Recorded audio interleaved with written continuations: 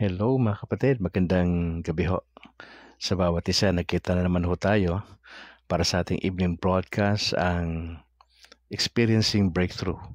Importante ho ito sa atin bilang mga Katoliko na paano natin ito mararanasan, itong breakthrough na ito. Ito yung mga development sa ating buhay pananampalataya. Paano natin mapagtatagumpayan ang mula sa pagiging sabihin natin inactive na Katoliko papunta ron sa pagiging aktibo na Katoliko na yun naman ang gusto ng Lord sa atin eh. Opo, na tayo ay aktibo, tayo ay involved sa gawain ng Panginoon Diyos, sa evangelization, sa discipleship, importante ho yun. Siyempre, pangunahin dyan yung ating sarili. Paano natin aalagaan yung ating mga sariling paglago sa ating Panginoon Diyos. Pero bago tayo tuluyang magpatuloy sa ating broadcast, manalangin muna tayo. In the name of the Father, and of the Son, and of the Holy Spirit. Ama, salamat po sa gabing ito, sa pagkakataon na binigay niyo sa amin upang minsan pa ay bisitahin namin ang iyong salita sa Genesis chapter 4. At para makita ho namin ang ilang mga biblical principles na pwede naming magamit sa aming buhay pananampalataya kay Jesus. Tulungan niyo kami, Banal na Espiritu, na ma-experience yung breakthrough bilang Katoliko. Na ayaw na po namin maging nominal na Katolikong Kristiyano, kundi may pagbabago sa aming buhay na kami ay masasabi namin talagang totoong mga follower ni Jesus Christ. Kasi may mga marka ang mga tunay na disciple ni Christ, and we just pray. Samahan niyo po kami at ma-exercise namin yung tamang saloobin bilang mga may takot sa Diyos. At samahan niyo kami, Banal na Espiritu, na to really appreciate yung pananampalatayang meron kami kay Kristo. Maraming salamat po. Patubayan yung bawat isa at maging mas ma-appreciate namin ang aming Christian life dahil po sa inyo. Samahan niyo kami, mahal na Birheng Maria, sa mga oras na ito. We just pray sa aming growth, sa aming Christian life, na kami magpapatuloy dahil sa Panginoon, dahil sa kanyang biyaya sa amin. Itong aming dalangin sa pangalan ni Jesus. Amen. In the name of the Father, and of the Son, and the Holy Spirit. Amen. Bobby Tarok, maraming salamat kapatid. Salamat sa iyong patuloy na tiyaga, sa iyong pag-share ng ating videos. Maraming salamat sa mga insights na binibigay mo. Malaking tulong yan kay Brad Calix sa mga sa iyong kaalaman sa salita ng Diyos, sa catechism. Ay maraming salamat. Mga kapatid, ipanalangin po ninyo ang ating broadcast na ito po ay magdire-diretso hanggang sa dumating ang Panginoon Diyos. At syempre tayo lang naman, one day at a time po si Brad Calix eh. Ang medyo challenging sa akin ay yung preparations ng ating broadcast kasi may umaga tayo, may gabi. At sa umaga, dalawang segment natin eh. So meron tayong reflections, tapos sa ikalawang bahagi, meron tayong pinag-uusapan pa. So medyo mabigat yung preparations. Saka dire-diretso po ito. From Monday to Sunday po tayo. So, okay naman sa akin. Nasanay naman ako dahil sapagkat 4 na taon ko na akong ginagawa itong pagbo-broadcast sa online. Salamat ho dahil nakapag-focus na po tayo ngayon sa turo ng Simbahang Katolika. Alright, diretso na po tayo. Tayo po ay nasa Genesis chapter 4, verse 1 to 15. Tapos lalaktaw tayo ng talatang 25. Ito po yung pagkakasabi. Ito po ibabasahin ko ay taglis po ito na Bible. Opo. Sinipingan ni Adam ang asawa niyang si Eve. Nabuntis si Eve at nanganak. Cain ang pinangalan sa baby. Sabi niya, nagkaroon ako ng anak na lalaki sa tulong ni Lord. Tapos nagkaanak ulit siya. Abel naman ang pangalan. Nung lumaki sila, naging shepherd si Abel at farmer naman si Cain. Misa nag-offer si Cain kay Lord ng mga hinarvest niya. Nagdala naman si Abel ng isang panganay ng alaga niyang hayop. Pinatay niya yon at inoffer ang pinakamahalagang parte nun kay Lord. Natuwa si Lord kay Abel at sa offering nito. Pero nireject niya si Cain at ang offering nito. Dahil doon nagalit, galit na galit si Cain at kitang-kita yun sa mukha niya. Tapos sabi ni Lord sa kanya, bakit ka nagagalit? Bakit ganyan ang mukha mo? Kung tama ang ginawa mo, masaya ka sana ngayon. Pero dahil mali ang ginawa mo, nandyan na ang kasalanan. Parang mabangis na hayop na nag-aabang sa pinto. Gusto niyang kontrolin ka, pero dapat matalo mo siya. Isang araw sinabi ni Cain sa kapatid niya, tara punta tayo sa bukid. Pagdating doon, bigla niyang sinugod si Abel at pinatay. Tapos tinanong ni Lord si Cain, nasan si Abel na kapatid mo? Sumagot siya, ewan ko, ako ba ang tagapag-alaga ng kapatid ko? Sabi ni Lord, ano itong ginawa mo? Dumanak sa lupa ang dugo ng kapatid mo at humihingi yun sa akin ng hustisya. Dahil dyan, isusumpa kita. Hindi ka na pwede magbungkal ng lupa kasi dyan dumanak ang dugo ng kapatid mo na pinatay mo. Kahit magbungkal ka ng lupa at magtanim, walang tutubo dun. Wala kang lugar na matitirhan at magiging pagala-gala ka sa mundo. Sabi ni Cain, sobrang bigat naman ang parusa mo sa akin. Gusto mo akong palayasin sa lugar na ito at ilayo sa iyo. Wala na ako matitiran at pagala-gala na lang ako sa mundo. Malamang patayin ako ng kahit sinong makakita sa akin. Pero sumagot si Lord, hindi. Pag may pumatay sa iyo, 7 beses na mas matindi ang magiging parusa niya. Kaya nilagyan ni Lord ng palatandaan si Cain para warningan ang mga tao na huwag siyang patayin. Talatang 25. Sinipingan ulit ni Adam ang asawa niya at lalaki ang naging anak nito. Sabi ni Eve, binigyan ako ng Diyos ng isa pang anak, kapalit siya ni Abel na pinatay ni Cain. Kaya Seth ang pinangalan niya dito. Mga kapatid, anong paniniwala mo dito sa kwento na ito? Meron ba talagang literal na Cain at Adan at saka Eva? Medyo hati po ang pananaw dyan ng mga Bible scholars. May nagsasabi po na wala pong literal na Adan at Eva. Para bang isang kwento na gusto lang ipaliwanag sa atin na para mas maintindihan, lalo na ng mga mambabasa, paano nagsimula ang salinlahi. May mga naniniwala naman na ito ay meron talagang literal na Adan tsaka si Eva. Kasi kung sasabihin nating there is no historical Adam and Eve, para sinabi na rin natin, wala naman talagang Abraham, wala naman talagang Moses, wala naman talagang David. So lahat ito ay pawang gawa-gawa na lamang. Pero sa ganang akin, ako po ay naniniwala na meron po talagang historical na Adan sa si Eva. Bagamat maraming maraming teorya, maraming palapalagay, pero gusto ko mas tignan natin dito yung biblical principles na pwede nating makita sa mga talatang ito. Makita natin itong mag-asawa na ito ay nagkaroon sila ng 2 anak. Parehas lalaki. Si Cain, ang sabi rito ng Biblia, ay isa po siyang farmer. Tama ba? Pero si Abel ay isang shepherd. Of course, magkaiba ang personalities niyan. Ina-assume natin, bagamat parehas lalaki, ang panganay si Cain, si Abel ang bunso. Magkaiba yung trabaho po nila. Yung isa sa lupa nagtatrabaho, yung isa nag-aalaga ng hayop. Shepherd. Dumating yung pagkakataon na nag-offer sila sa Diyos. Mapapansin nyo na ang sabi sa Biblia, yung in-offer ni Abel ay pinabura ng Diyos. At hindi pinabura ng Diyos yung alay ni Cain. Binanggit ho ni reject .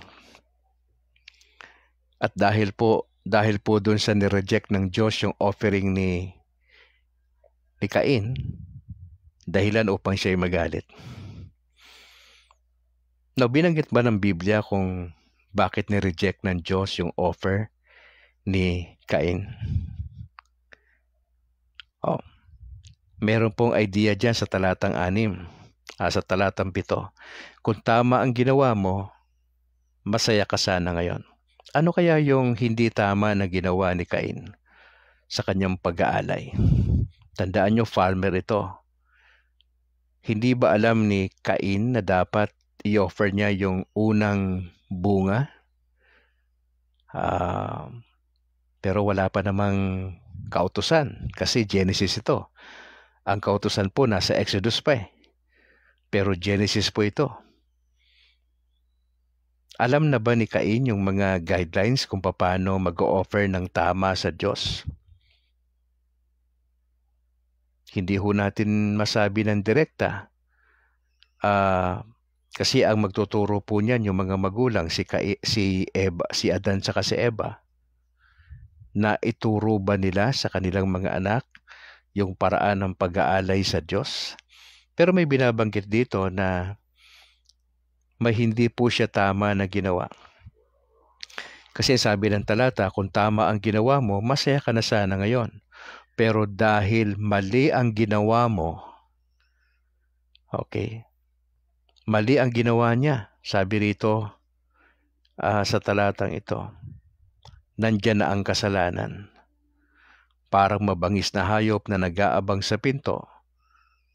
Gusto niyang kontrolin ka pero dapat matalo mo siya.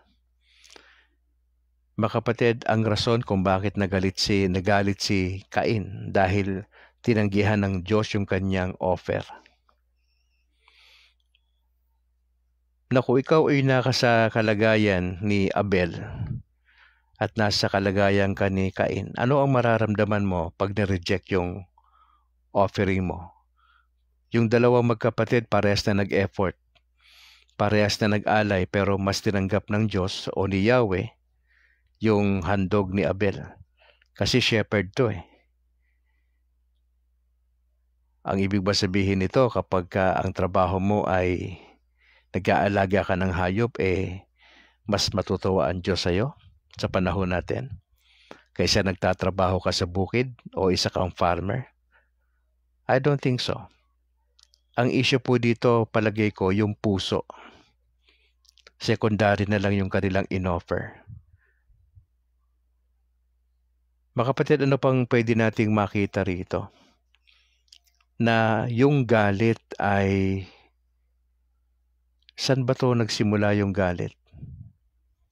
Dahil na-reject siya. Yung kanyang effort, ni-reject ng Diyos. Kaya siya nagalit. Okay. Now, kanino siya galit? Sa Diyos ba siya galit? Probably. At yung galit na ito ay nahalata sa kanyang mukha. Sabi ng Diyos sa kanya, bakit ganyan yung mukha mo? Hindi maitago ni Cain yung kanyang galit kasi nakita sa mukha niya. Di ba tayo, pag nagagalit tayo, naipapakita mo yan sa mukha mo, di ba? Sa mag-asawa, ba't ka ba nagagalit sa asawa mo minsan? Siguro dahil hindi ka napagbigyan sa gusto mo, di ba? May mga kaibigan ka na nagkaroon ng konting kasayahan na tinawag ka ng misis mo. O di kaya pinahiya ka ng misis mo sa harapan ng tropa mo. Yung mga anak natin, bakit ba nagagalit? Binanggit ko na ito minsan, di ba? Nagagalit yung mga anak natin kasi nakikialam tayo sa love life nila masyado. Yung kurso na hindi mo natapos, pinapakuha mo sa kanila. Di ba? Some of the reasons kung bakit nagagalit po. Now, bakit nagagalit ang taong bayan sa gobyerno pagdating sa PhilHealth? Kasi sabi nila, ninakaw ang pondo eh. Nilustay, dinivert sa ibang mga bagay-bagay.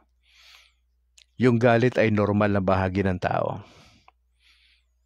Po nakita natin dito mga kapatid, yung galit ni Cain ay nagresulta ito na dama yung kanyang kapatid. Anong ginawa niya? Sabi niya sa kapatid niya, tara punta tayo sa bukid. Tara banding tayo. Pero yung banding po na yun, nauwi po yung sa krimen. Bigla niya sinugod si Abel at pinatay. Ito po yung kauna-unahang record sa Bible ng pagpatay. At ang masakit dito ay nangyari ito sa mga anak ni Adan sa ni Eva. Unang kaso ng pagpatay. Tapos hinanap siya ng Diyos. Nasaan ka? Nasaan si Abel na kapatid mo? Pasinin mo yung sagot niya rito, no? Tila baga bastos itong si Cain. Ang sagot niya sa Diyos, ewan ko. Tama ba yung sagot niya? Ewan ko. Tapos sabi niya pa, ako ba yung tagapag-alaga ng kapatid ko? Na matapos siyang patayin yung kapatid niya, para bang total patay naman na. Well, hands off na ako dyan, wala na akong paki dyan. Para sinasabi ni Cain. Pero nalaman ng Diyos yung ginawa niya. Opo. Sabi ng Lord ano tong ginawa mo? Dumanak sa lupa ang dugo ng kapatid mo at humihingi siya ng hustisya. So anong ginawa ng Lord? Dahil sa kanyang ginawang pagpatay sa kanyang kapatid, ay isinumpa po siya ng Diyos. Ano yung resulta nito? Kasi nga farmer si Cain, di ba? Sabi ng Lord, maski na anong gawin mong effort para magbungkal ng lupa, walang tutubo dyan. Baliwala lahat dyan. Magiging pagala-gala ka sa iba't ibang lugar. Sabi ni Cain sobrang bigat naman tong parusa mo sa kasalanan ko. Baka sa sobrang init sa akin ng tao, patayin na lang ako. Sabi ng Lord sa kanya, walang papatay sa'yo. Pag may gumalaw sa'yo, yung taong papatay sa'yo, mananagot ng 7 times yan. Yun ang sinabi ng Diyos sa kanya. Mananagot. Kaya nilagyan ng Diyos ng palatandaan si Cain para warningan ng tao na huwag siyang patayin. Tapos sa talatang 25, siyempre patay na si Abel, nabuntis ulitong si Eva at nanganak na naman ng lalaki at pangalan ay Seth. Mga kapatid, maraming klase may tinatawag nga na may cycle po yung anger Sabi sa pag-aaral, nagsisimula ito, ano ba nag-trigger? Bakit nagalit? Pangalawa, yung nag-escalate ito. Pangatlo, nagkaroon ng crisis. Ika-apat, recovery. Tapos siya, pag hindi naka-recover, it will lead sa depression. Now, ano ba nag-trigger sa'yo? Ba't ka nagagalit? Ako, nagagalit ako kapag may ginagawa, tas hindi niya binabantayan. For example, sinaing. Sabi ko sa mga anak ko, huwag kayong magsasaing, iiwan nyo yan. Kasi hindi naman yan yung pag nagsaing ka na iwan mo lang maluluto Manual kasi kami. Kailangan bantayan mo yan Oo. Nagagalit ako kapag iniiwan nila yung trabaho nila. Pangalawa, kapag may sa kitchen na hindi malinis, naiinis ako sa ganun Yung bang sinimulan yung trabaho tapos palpak, iiwan na marumi. Ba naghugas ka tapos may nakikita pa ako dyan na may hugasan pang iniwan. Nagagalit ako sa ganun. Kasi yung training sa akin ng tatay ko bilang panganay, iba Lahat naman itong ginagawa ko sa mga anak ko, ito'y bunga ito ng pagsasanay sa amin ng tatay namin na napakalinis sa bahay. Parang babae kumilos. Namana ko sa tatay ko yun. Ultimo paglalaba tinuruan ako ng tatay ko ng tamang paraan ng paglalaba. Opo. Marunong maglaba tatay ko kasi teacher nga nanay ko Walang panahon para maglaba-laba na yun So kami ang naglalaba. So kaya nung ako'y nagkapamilya, yun po yung training na natanggap ko mula sa parents ko ay ipinapasa ko. Kaya nagagalit ako kapag may trabaho na palpak. Medyo perfectionist ako ng konti. Opo, hindi pwede na yan. Hindi pwede. Tapos, ano yung nag-trigger sa atin? Ba't tayo nagagalit? Nag-i-escalate po yon. Baga nagle-level up po yon. Ngayon, pag hindi ho talaga makayanan yon, pangatlo po, nagkakaroon na ng crisis. Galit na galit ka na talaga kasi paulit-ulit na ginagawa, hindi nagbabago, sinabihan mo na parang wala rin. No, ikaapat, recovery. Pwedeng pagka okay na yung trabaho nila, oy, makaka-recover ka na, normal ka na uli. Pero pag hindi, lagi nagle-level up, nagagalit ka na nagagalit, ang susunod dyan, depression na yan, mga kapatid. Depression na yan. So, anong pwede natin makita rito sa ating lesson for tonight? Paano natin ma-experience yung breakthrough pagdating dito sa galit, mga kapatid? Alam ko naman lahat tayo sa isang banda nagalit na tayo. Di ba? Ilang beses ka ba magalit sa isang linggo? Ikaw ba yung taong araw-araw nagagalit? Bakit ka nagagalit? Ikaw naman nakakaalam yan eh, di ba? Okay lang ba sa'yo kapag ka natutulog ka, gigisingin ka? Okay ba yon? May mga tao kapag ka nag-uusap, di ba? Tapos may biglang sumasabat, nagagalit po tayo dyan, di ba? Maraming mga pagkakataon na sa mag-asawa, di ba? Nagagalit kami ng mga lalaki generally kapag pinapakailaman yung cellphone namin. Na hindi ho ibig sabihin mag-asawa, dapat kayo makialam ng cellphone. Kasi may batas tayo dyan eh. Opo, yung privacy ba? Importante yan. Hindi porket mag-asawa, pakikialaman nyo yung cellphone ng asawa nyo. May respeto dapat doon. At hindi ho yung issue ng may tiwala ka o wala sa asawa mo. Hindi. It's a matter of respect. Di ba? So, dapat alam natin yung boundaries natin sa mag-asawa. Opo. Yun po yung kulang sa atin eh. Na akala natin lahat okay. Hindi eh. May ano tayo, bigyan pa rin natin ng space yung partner natin. Kasi magkaiba tayo. Ako, pagka ako nandito na ako sa opisina ko, dito sa studio ko, hindi ako pwede abalahin dito. Hindi po walang pwedeng kumatok dito. Pag nagbo-broadcast na ako, alam nila yung oras ko. May oras ako. Pagka bumaba lang ako dun sa baba, nandun yung aking mag-iina sa baba, saka ako lang sila pwedeng kausapin doon. Pero pag nandito na ako, may oras ako eh. Medyo nagagalit ako kapag hindi nasusunod yung sarili kong programa na yung sa oras. Kasi nga, medyo tayo sa oras eh. Hindi sa atin pwede na malilate ako sa oras kasi doon tayo na train po sa sa mga ganung mga bagay. Paano natin ma-experience yung breakthrough? Malalagpasan natin to sobrang galit, Hindi ko alam sa'yo kung ba't ka nagagalit, di ba? Wag naman sana yung galit natin papunta ron sa pagpatay sa isang tao. Sobra na po yun. Pero may mga nangyayari pong ganon. Sa sobrang galit po, maaari po siyang pumatay. Hindi niya makontrol yung anger niya. Kaya di ba sa Maynila usong-uso, mayroong isang parang restaurant doon. Pwede kang kumain doon pero pwede kang magbasag ng mga bagay-bagay na nagagalit ka. Pwede mong ihagis, di ba? Yung mga bagay-bagay parang iniisip mo, nandun yung partner mo ron, binabato mo siya, no? Parang ganun yung yung iniisip ng iba dun eh.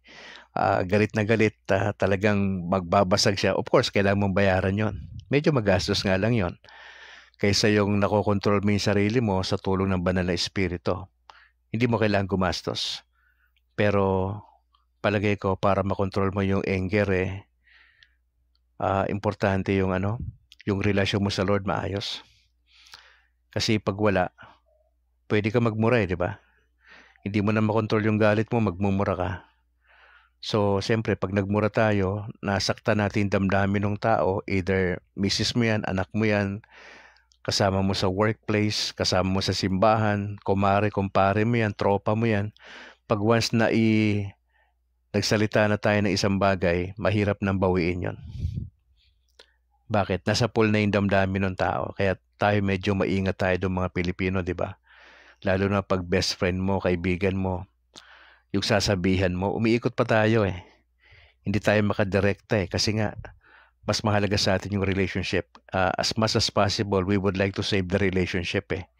Ganun tayo sa kultura natin kaysa maging upfront tayo. Oo, kaya alam mo, as I reflect on this, etong pinag-uusapan natin, sabi ko, meron na ba akong pinatay dahil sa sobrang galit ko? Wala akong maalalang pinatay ko dahil sa sobrang galit eh. Siguro nagsalita ng di maganda. Nung ako'y bata-bata pa, teenager, nung ako'y sa aking first marriage, siguro nagawa ko rin. May mga binitawan din akong salita na nakasakit ako ng damdamin, na nagkalamat ang relasyon. I don't know about you. Na paano mo minamanage tong galit mo, kapatid? Ano yung mga practical steps mo na ginagawa? Na probably, bago ka nakinig sa broadcast na to, may nangyari sa inyo, mag-asawa, sa iyong anak, nagsagutan siguro kayo, baka nakatira ka sa biyanan mo, nagkaroon ng di magandang salitaan na nagresulta na masama ang loob, di ba? Ganun naman eh. Ang maganda lang dito mga kapatid para ma-experience mo yung breakthrough.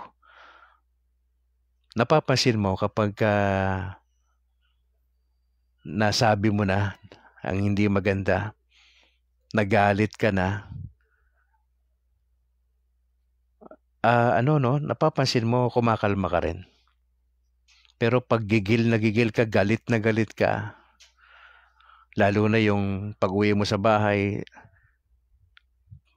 papunta ka pa lang dun sa naglalakad ka kung saan ka mang nakatira, yung aso sinipa mo, yung pusa sinipa mo, ba't mo sinipa? I mean, bakit mo sinabihan ng di maganda yung kasama mo sa bahay? Kasi tinanggal ka sa trabaho eh. O kaya na-scam ka, di ba? Galit na galit ka. Parang gusto mong idamay lahat ng tao na nasa paligid mo. Kaya hindi tayo maintindihan, di ba? May ganun eksena eh. Pero pag nasabi mo na yon, pagka nagalit ka na, etc., tapos yung ibang tao nakinig lang din sa'yo, pag nailabas mo, nakakatulong din no? Kaya lang minsan, may mga maling paraan tayo ng paglabas ng galit. Nasaktan mo yung asawa mo, may nasabi kang di maganda, may ganun ka ba eksena? Panghirap no, sa totoo lang. Bisa lang hirap i-handle yung sobrang galit. Hirap i-handle. Ako natutunan ko lang din na pwede naman tayo magalit nang hindi tayo nagmumura, di ba? Pwede naman yon. Pero ang susi kasi noon, yung relasyon mo sa Lord kung maayos eh. Sabihin kung ikaw ay laging nagdadasal, kung ikaw ay laging dumadalo sa misa, nakakatulong yon para yung galit natin, nakokontrol natin. Actually, tayo ang kokontrol sa galit eh. Sa tulong ng Banal na Espiritu. So, anong gagawin mo kapag sobrang galit na galit ka na? Hindi, itry mong kumalma. Try mong kumalma. I-try mong manalangin. Kung may sarili kang kwarto, i-try mong kumalma. Ganun talaga eh. Marami nagtitrigger sa atin bakit tayo nagalit eh. Pero, paano mo i-handle yung galit? Doon lumalabas yung maturity natin. Kung wala sanang nasasaktan, okay yun. Pero pag may nasaktan sa pamagitan ng pananalita, baka nagamit mo yung kamay mo.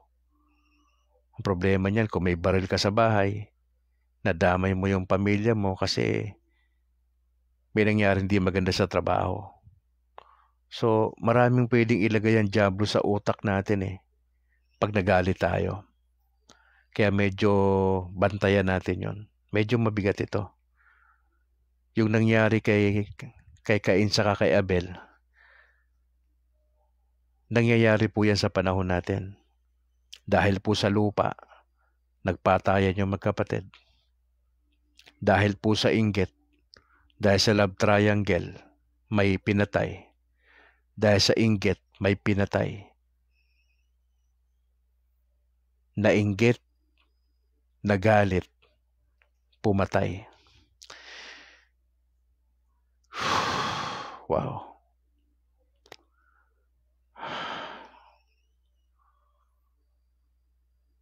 Grabe ang pwedeng gawin ng galit, kapatid.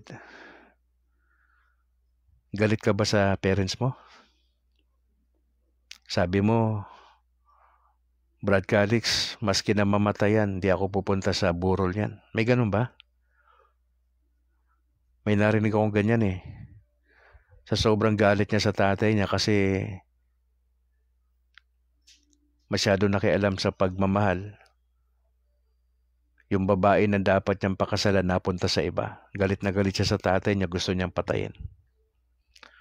Sabi ko, Brad, wag, kasi bagamat di mo gusto yung ginawa ng tatay mo, mali pa rin yung gagawin mo. Misa di natin ma-spelling yun, ano? May mga sinasabi sa atin yung parents natin, mga tropa natin, di natin gusto. So nagagalit tayo sa kanila, pero hindi natin alam na kaya pala tayo pinipigilan sa isang banda para hindi tayo mapapahamak. Pero hindi natin nakita yun eh. Nakita lang natin yung gusto nating gawin. Pero hindi natin nakita yung kabutihan ng kaibigan natin sa atin. Na gusto lang tayong pigilan sa perwisyong madudulot ng desisyon natin. Pero nagagalit tayo. Sabihin natin, pag mo akong pakialaman, buhay ko to. May ganun tayong eksena eh. Ayaw natin papigil. Yung rebelliousness natin sa isang banda, naandun po. Mga kapatid, kung galit po kayo sa parents nyo, pag-isipan po ninyo. Bakit po kayo nagagalit? Kung galit po kayo sa asawa nyo, pag-isipan nyo. Baka makagawa ka ng isang bagay na pagsisisihan mo sa dulo. Yung sobrang galit sa mga anak, hindi siya pwede. Kontrolin mo yung galit mo, kapatid. May kagalit ka ba sa simbahan? Galit ka ba sa leader mo sa isang grupo, sa apostolate? Paano mo i-handle yung galit? Importante. At sana pag galit ka, matutunan mo i-control yung sarili. Tapos magdasal. Yung masabihin mo sa Banal na Espiritu, galit po ako ngayon eh. Marami ako naisip na hindi maganda, pero pigilin niyo po ako. Pigilin niyo po yung damdamin na to, na hindi ako makakagawa ng di maganda. Pagka may dasal, napipigilan po eh, yung damdamin natin. Kasi emosyon kasi yun, yung galit. Okay naman din ilabas yung galit sa tamang paraan. Pero kung ilalabas mo yung galit sa maling paraan, nasasaktan mo yung tao, papatay dahil sa sobrang galit. Hindi na control yung emosyon. Yun po yung galit eh. Hindi na control eh. Kaya ang ginagawa ng ibang Katoliko, naglalasing na lang po yun eh. Pag nagagalit, naglalasing. At dun niya, kapag lasing na po siya, na ilalabas niya yung galit niya sa manang loob sa tao. Para malaman mo yung tao, kung may galit sa yung tao, sabi nga nila, painumin mo yan. Pag pinainom mo yan, sasabihin niya sa yung galit niya sa ibang tao. Lalabas yun dun eh. Ngayon, tanong, alam ba niya yung sinabi niya hindi? Alam niya yun. Yun lang yung paraan niya para masabi. Kasi wala siyang lakas ng loob pag normal siya eh. Pagka nagiging hindi normal, pag nalalasing ang tao, nalalasing ha, hindi ko sinasabing nakainom, nalalasing. Pag lasing, nasasabi niya yan, yung sama niya ng loob. Wag naman sanang dumating pa na malasing po kayo para sabihin niyo yung sama ng loob niyo. Pwede po yan na pag-aaralan po yan kung may sama ng loob kayo. Mas maganda po sabi sa Bible puntahan nyo yung tao. Matthew 18. Puntahan po nyo yung tao na kayo lang po. Sabihin mo sa kanya yung pagkakamali niya. Pag hindi po siya nakinig, magsama ka ng isang witness. Para saan, Brad Calix, yung witness? Para ma-establish yung napag-usapan nyo na may nakarinig nun na nangyari yung usapan nyo kasi gusto mong ayusin, di ba? Pag hindi pa rin nakinig, sabihin mo na sa simbahan. Saka lang yan malalaman ng ating pare. Di ba? Ngayon, kapag alam na ni Father yan pero ayaw niya pa rin aminin yung pagkakamali niya, panahon na yon para malaban ang buong parokya. Medyo mabigat yun. Pero sana doon pa lang sa first step na kausapin mo yung tao, sana umamin siya sa mali niya. Para anumang galit, kasi yung galit, ano na lang yan sama ng loob, pwede namang ayusin, di ba? Pero pag hindi natin alam yung dapat natin gawin, medyo may problema tayo. Wow. Pwede rin natin silipin dito yung isang anggulo na paano pinalaki ng parents itong mga anak niya. Ni Adan sa ni Eva. Anong klaseng parents itong si Adan sa si Eva? So, ang resulta minsan nung mga anak natin ay bahagi lang ito ng klase ng parenting meron tayo. Opo.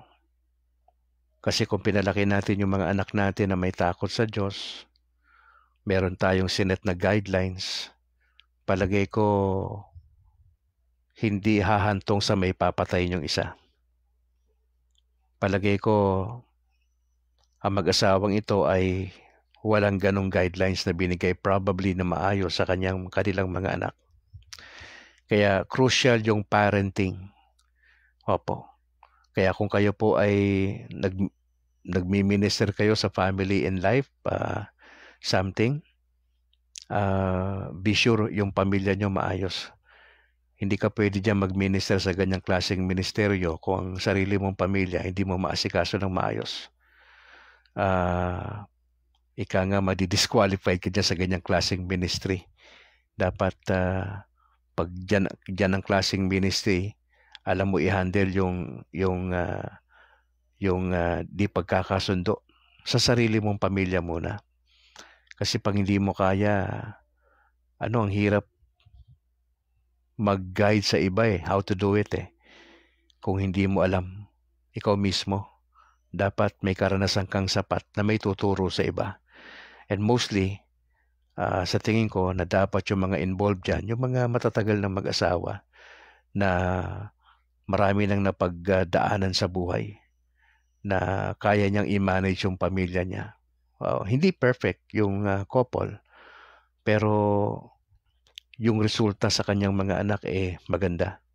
Opo, kaya medyo critical yung apostolate na yan sa simbahan po. Na kung kayo po ay involved sa ganyang klaseng ministry, dapat bantayan nyo ang sarili nyong pamilya. Kasi pag ang sarili nyong pamilya, hindi nyo masweto yan. Ang hirap niyan magturo sa iba Kasi madali lang yung mga libro-libro, yung mga theories, madaling sabihin yan Pero ang bantayan natin, yung reality nito, gaano to katotoo sa atin.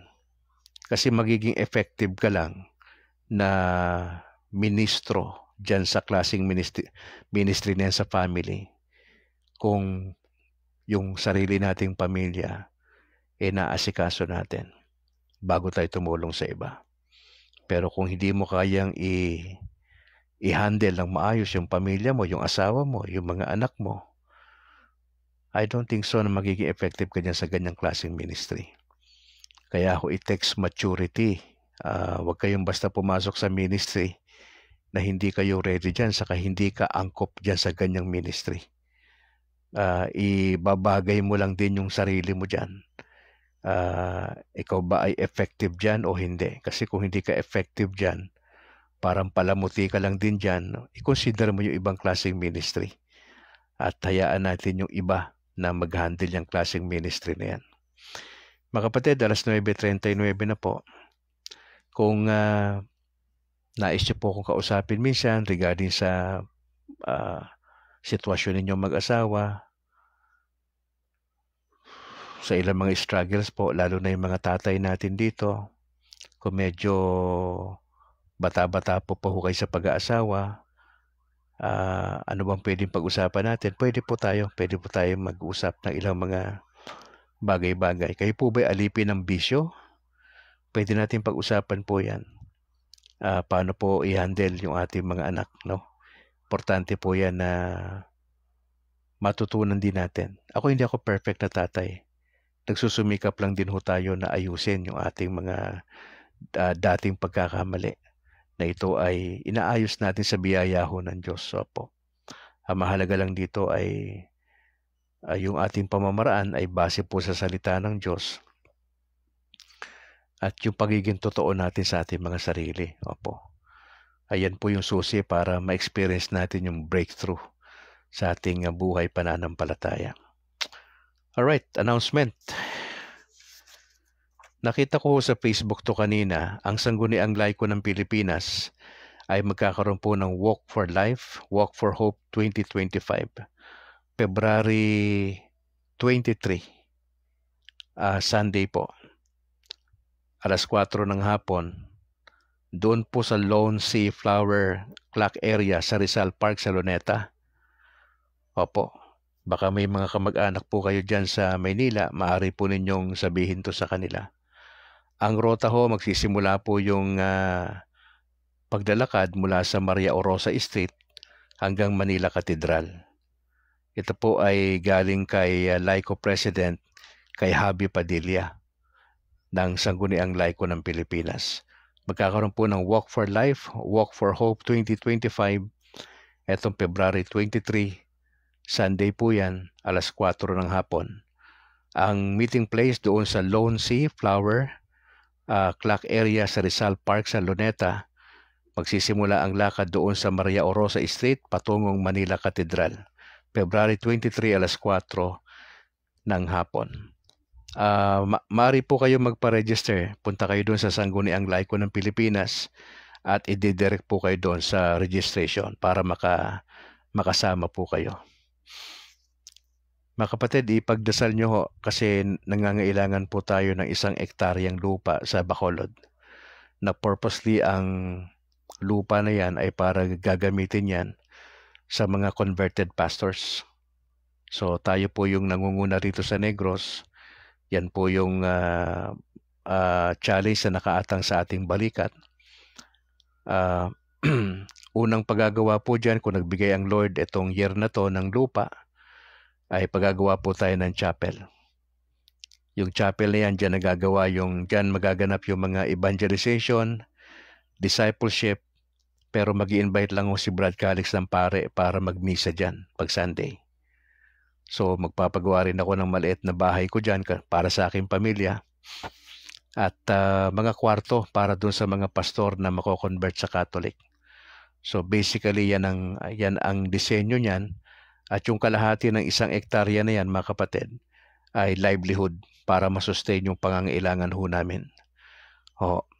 So magsisimula tayong manalangin na hopefully bigay ng Lord yan etong second quarter.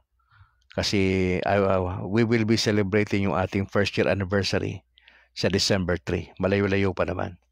So hopefully bigay sa atin ng Lord ng 1 hektarya or 500 square meters hanggang 1 hektarya, mga kapatid, para po doon sa binanggit ko na mga proyekto. At hindi ito ganong kadali po. Medyo challenging ito. Nagdadasal tayo na sa Bacolod ho, magkaroon kasi ng pinakasentro natin sa Negros, ang Bacolod City. So samahan niyo po ako manalangin na bigyan tayo ng Lord ng mga individual na mga tao na mayroong pasani na mga Katoliko na may mga lupa na pwedeng i-donate sa atin purposely para po sa gawain ng Panginoon Diyos. If you would like to partner with us sa ministry, just let me know. Marami tayong gagawin, no? Meron tayong campus ministry. May mga pagbisita tayong ginagawa sa mga Katoliko na mga kapitbahay na ini-encourage sila na maging aktibong Katoliko. At may mga dialogue tayong inihahanda by March para doon sa mga kapastoran dito sa Bacolod. At kailangan po natin ng pondo dyan. At wala pong pondong ibinibigay ang parokya kay Brad Calix. Ito po ay sariling resourcefulness. Kaya po tayo ay nag-a-appeal sa mga kapatiran, no, para i-consider po na tulungan ang ministeryo dito sa Bacolod. Na hopefully makabisita kayo rito mga kapatid para makita nyo later on, lalo na kung meron na tayong lupa. At if you would like to donate, pambili ng semento, etc., graba, mga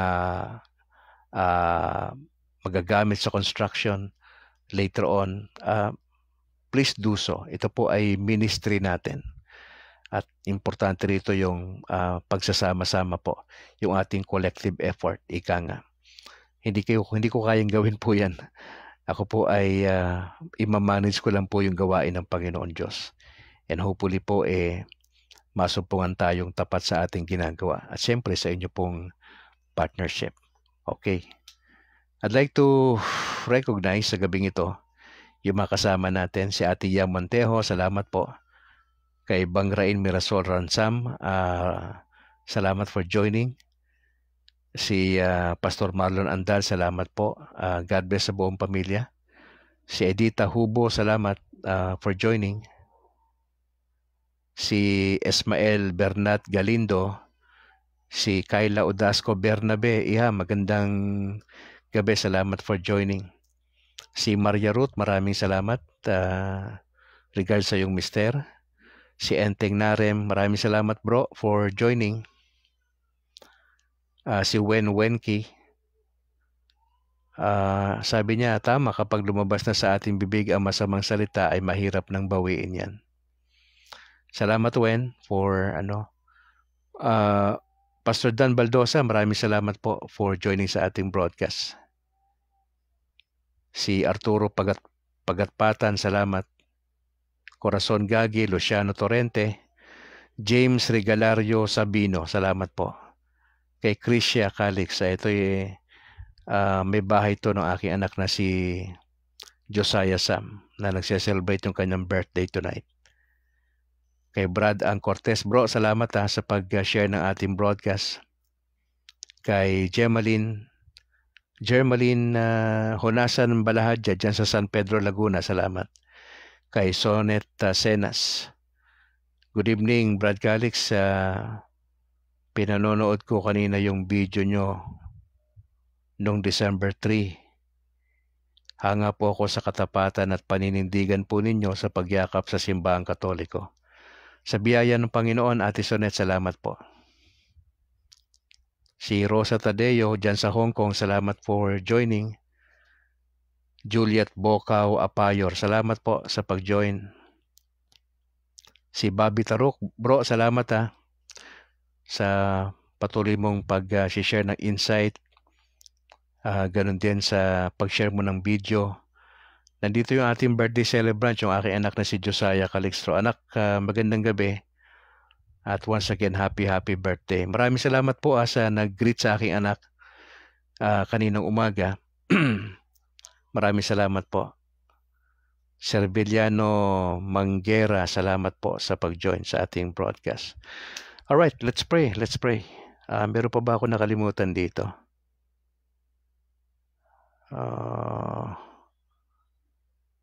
Meron pa ba? Wala naman na. Magkikita po tayo bukas mga kapatid sa ganap na alas 6 ng umaga hanggang alas 7. Yung ating first part ay gospel for today. Tapos yung ikalawang segment natin, pag-usapan natin yung sitwasyon po natin sa kapayapaan bukas ng ating bansa. Tignan po natin. Kamusta po yung crime rate sa Pilipinas? Ano bang ginagawa ng Philippine National Police? para sa ating seguridad. Pag-usapan natin yan bukas pagkatapos ng ating gospel reflection. Right, manalangin po tayo. In the name of the Father, of the Son, the Holy Spirit. Ama, salamat po sa gabing ito. Masaya kami sapagkat napag-usapan namin ang ilang prinsipyo sa Genesis chapter 4. Tulungan nyo kami na yung galit namin ay makontrol. Aaminin po namin may mga pagkakataon na nakakasakit kami ng aming mahal sa buhay, kapwa, kasama sa simbahan, kasama sa opisina. Patawarin niyo po kami. Gusto po namin ayusin ang buhay namin bilang mga Katoliko at sabayan namin ang pangunguna ng Banal na Espiritu sa aming mga buhay. Tulungan niyo kami na mamanage namin yung galit namin sa aming kapwa at magibabaw yung pag-ibig instead ng galit. Lord, pinagdadasal ko yung mga kasama ko ngayon sa broadcast. Some of them are pastors from different churches and denominations. Patubayan niyo po sila sa kanilang endeavor, sa kanilang denomination. Alam ko ang Panginoong Hesus ang kanilang binibigyan din naman ng parangal.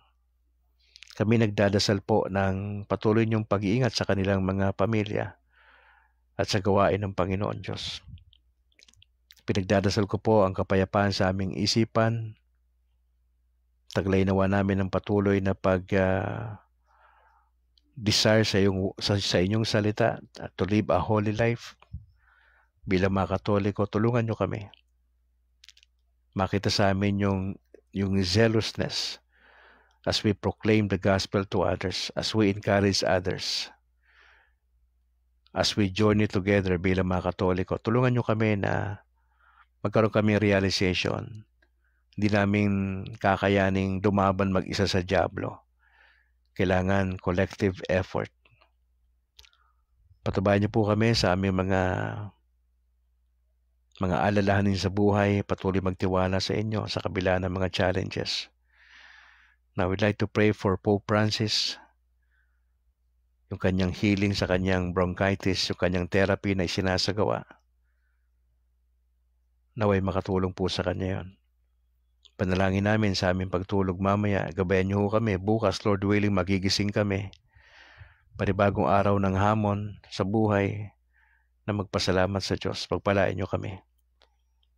Sana abutan niyo kami nagtatapat sa inyong gawain na meron kaming pasanin na mabuhay na may kabanalan na si Kristo ang sentro at ang salita ng Diyos. Tulungan niyo po mga Katoliko sa Pilipinas na seryosohin ang relasyon kay Jesus, magkaroon ng tamang ugnayan kay Kristo. Gamitin niyo po ang broadcast na ito upang magpaalala sa mga Katoliko nationwide at sa labas ng bansa na mahalagang manindigan para kay Kristo. Lord, maraming salamat po. We just want to thank you. Maraming salamat po.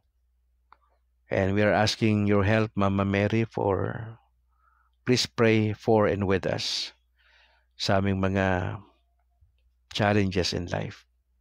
Huwag sana kaming makalimot na may Diyos na nagmamahal sa amin, na andyan ang Banal na Espiritu para kami comfort sa lahat ng mga bagay, lalo na sa aming buhay pananampalataya. Tulungan niyo kami magpatuloy hanggang sa dulo. We just want to thank you. We acknowledge your goodness and greatness sa aming buhay. We pray this in Jesus' name. Amen. In the name of the Father, of the Son, of the Holy Spirit.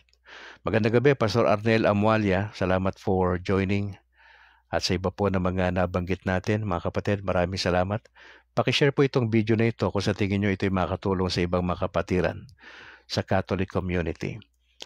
Minsan pa gusto kong batiin yung aking bishop dito sa Diocese ng Bacolod, si Bishop Patricio Buson. Magandang gabi, Bishop Patricio. At sila po ay nandun ngayon sa Cebu. Mga 1 week ata sila doon at lahat ng mga kaparian sa Diocese ng Bacolod. Meron silang napaka-importanting gagawin doon, lahat ng mga pare dyan sa Diocese ng Bacolod. Kaya ipanalangin ho natin ang mga kaparian na nasa Cebu sa araw po na ito hanggang Sabado kung hindi ako nagkakamali. Alright, sa ngalan po ng aking may bahay na si Annalyn Ledesma Calixtro, ako naman si Brad Calix mula rito sa Negros Occidental. To God be the glory. Ingat po kayo mga kapatid. And bye for now.